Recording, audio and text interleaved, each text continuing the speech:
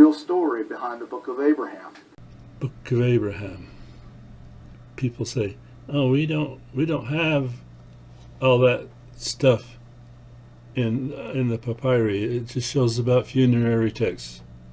Well, if you read the history right, you'll see that originally Joseph Smith had scrolls that rolled across 2 rooms, and that there were rubrics there. We don't have rubrics on the current ones, so we know that a lot of information has been lost.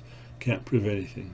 The Egyptian grammar book, and all the facts that prove, as far as I'm concerned, beyond a reasonable doubt, that Joseph Smith could not translate Egyptian papyri as he claimed. Egyptian grammar. Now there's something that is evidence of Joseph Smith's divine calling as a prophet. Well, you're right, though. You're right, Warren. Joseph Smith couldn't translate Egyptian. Of course, he was a man.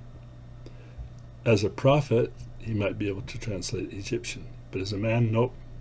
Now, when he tried the Egyptian grammar, he wasn't commanded by God to do it. He did it on his own, and a couple of other scholars tried to help. So this was man trying to translate Egyptian. And they wrote things in the margins, notes. They tried and tried and tried, couldn't quite get it, so he left off doing it. I don't know if it was Oliver Cowdery or whoever else tried to continue with it. But Joseph Smith struggled with it, and he wrote in his diary how he struggled with it. Now, I have a question for you.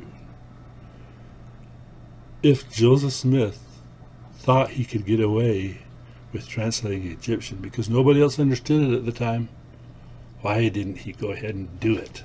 See, he could have pulled the wool over everybody's eyes and said, okay, this is the Egyptian grammar, this is how it is. No, he couldn't. He showed that as a man he couldn't. He wasn't commanded to do it, and so therefore he failed. And that shows and is evidence for the divinity of Joseph Smith's calling as a prophet. Tell me I'm wrong, please.